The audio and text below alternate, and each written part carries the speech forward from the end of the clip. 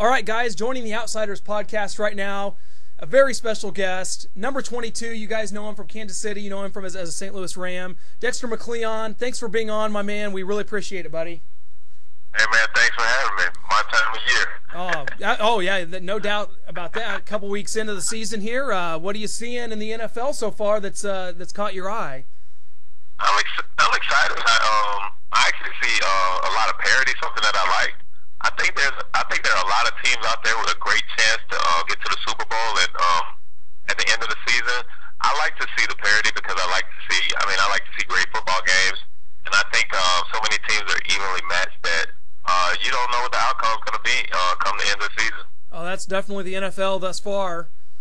So you said you like the parity and you like watching good football games. So I take it you haven't been watching the Chiefs. Oh yeah, great players. A few great rookies have started off the season. Great Luck and Robert Griffin III. Of course, I got a chance to watch the Redskins and Rams game replay again last night. Kind of excited about this guy and what he's started off the season doing by coming down here to New Orleans last weekend and also going to St. Louis and also playing well last week. I'm just excited for the season. I think it's going to be a great year all around. Well, Dexter, of course, you coming in 1997 as a second-round pick out of Clemson. Just talk about, your draft experience and what that was like getting picked up by the Rams at that time, and just kind of go through the process of how you went with the draft. Okay, I finished in Clemson in 1997, was a second-round pick by the Rams in that year, and at that time, the Rams were one of the losingest franchises in the 90s at that point. So I was going to a team that needed a lot of help. When I got there, it was Coach Dick Vermeil's first year, and he came in and started to rebuild the team. And it was a young team at that time, so of course I was thinking, he was going to take the Rams. A long time. The Rams had just a bad habit of losing, and there was no telling how long it would take to get that organization turned around. And luckily, things changed my third year, and that's when we got a couple key free agent acquisitions in Kurt Warner.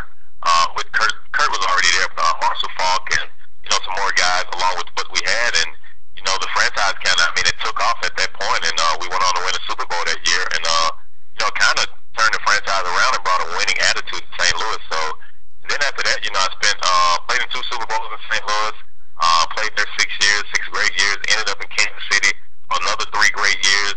We came up short my first year there, which we thought we had a Super Bowl caliber team, came up short in the end. Finished out my 2 years there, and then ended up in Houston for my last 1.5 years. So overall, it was a great 10.5 years for me in the National Football League. I wouldn't exchange it for anything. A lot of great memories and great friends along the way. I kind of want to go back a little bit. It says you were an All-American quarterback in high school. How did you transition to the corner role in Clemson? It was tough.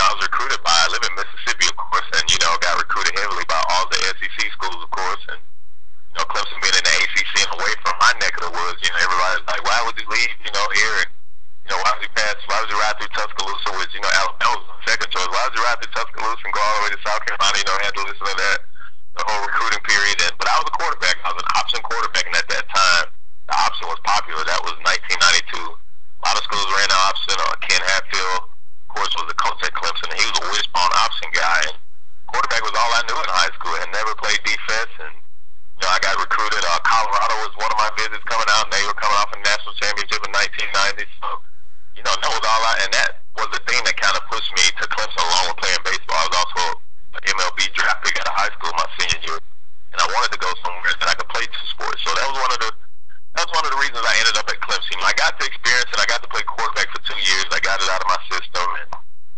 finally had a coaching change and got moved to DB and had to learn a brand new position, but it worked out well for me. Well, that's definitely an interesting journey, and one thing I definitely want to ask you about, too, is you played, with the greatest show on turf, Marshall Falk, and Kurt Warner and the Rams.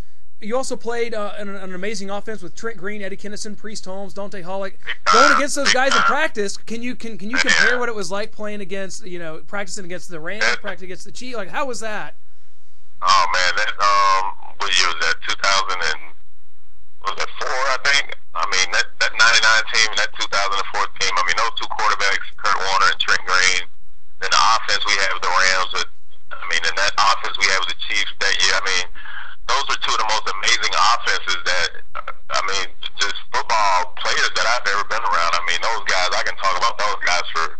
I mean, on each team, I mean, you had Priest Holmes, you had Marshall Falk, and offensive line, you had Orlando Pace and Adam Timmerman, you had Will Shields and Willie Rofe, and you had Eddie Kennison and Isaac Bruce, and I mean, man, I can go on forever. And you know, I was glad. I mean, I feel blessed to be able to that I got a chance to experience playing with great players like that and playing in such a great city as St. Louis and a great football city as Kansas City and great environment, you know, on Sundays. And you know, I wouldn't trade it for anything.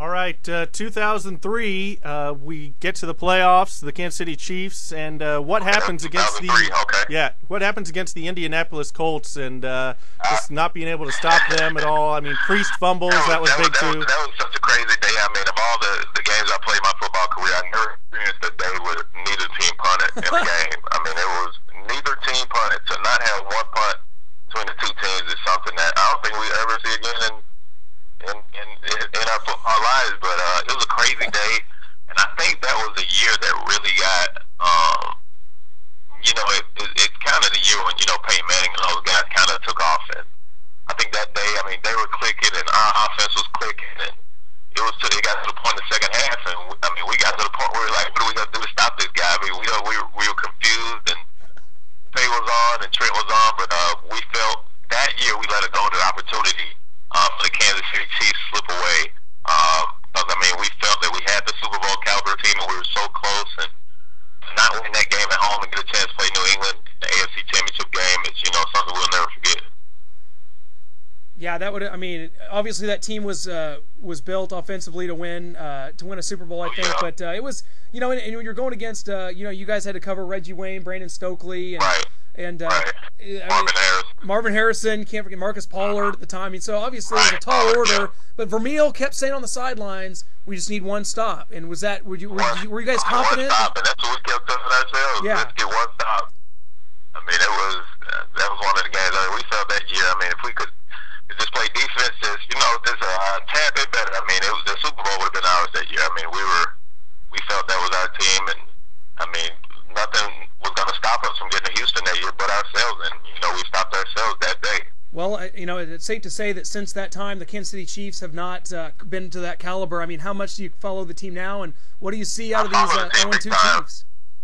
I mean, it's an old cliche that, you know, take care of the moment. You know, people always say, you know, handle your business now. You never know when you're going to get back. And, you know, sometimes you hear people say it over and over, but it's really true. I mean, you get so close thinking that you'll get another shot to get there. And, you know, as players and as an organization, and, you know, ever since then, I mean, the Chiefs have gone on to make the playoffs a few more times since then, but, you know, just haven't gotten over that hump. And also, same thing with the Rams. I mean, they're back to, you know, square one with the young team, and, you know, trying to get back to, you know, to the glory days. And, you know, football's a tough sport, and I mean, winning in the NFL is a tough thing, and you got to cherish the moment, and you got to take care of the moment, and not play for the future.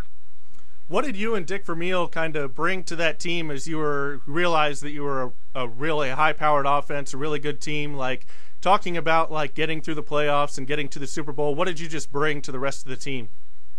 We brought a lot of excitement. We had a lot of guys that were out to prove a lot. I mean, we had a lot of guys that were, you know, had a lot of hunger, a lot of excitement.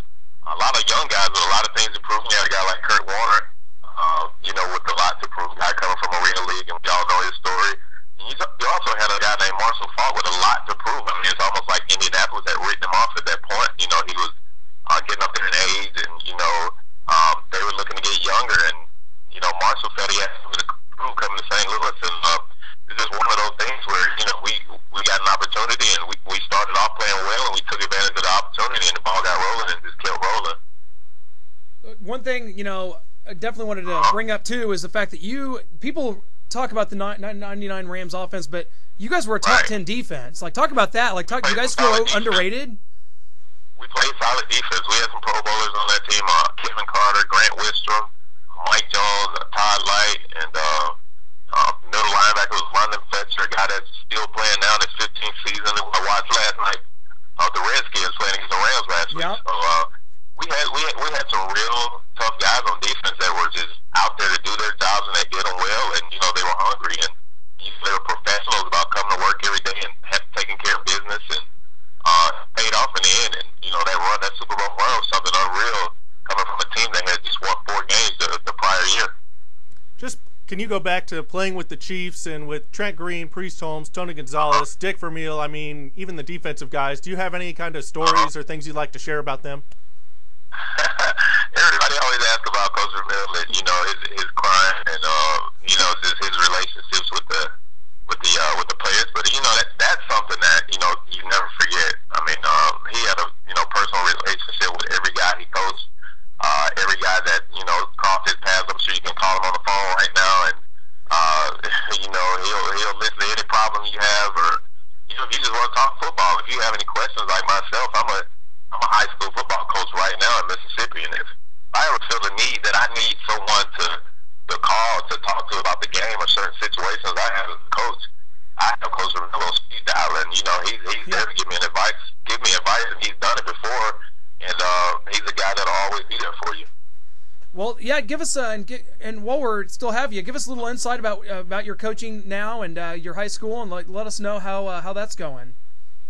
Going well. I'm the defensive coordinator and secondary coach, and also special team coach for my high school in Meridian, Mississippi. We're the top-ranked high school in our state, a state high school, the largest classification with the #1 team in Mississippi. You're kind of expecting big things, but it's been great. I had a couple of small college opportunities come my way the past couple of years, but I wanted to be a little patient and kind of wait on them, you know, to see what else will come along in the next couple of years. But I'm enjoying it. I feel coaching my calling. Just trying to give everything that I've learned from great coaches in the past, the Frank Gibbs, the Dick Vermeils, and you know guys like that, Gary Kubiak, and guys like that, where I can just take a little bit from each one of them and pass down to my young kids, and I'm having a blast with it. Are you looking to stay in the high school level, or would you like to move up to college or even the NFL? I would eventually love to move up to college one day. I mean, I feel right now coach is my calling, and you know if that opportunity comes along, you know I'm willing to go. Well, I'll tell you what, Dexter, we're about out of time here, but thank you so much for letting us catch up with you. You're a great insight to our show, Thanks for having me. We want to catch up again, man, because you offer some really incredible insight, and we just really appreciate it, my man. Anytime, just call me up. All right, thanks a lot. Thanks, Dexter. All righty.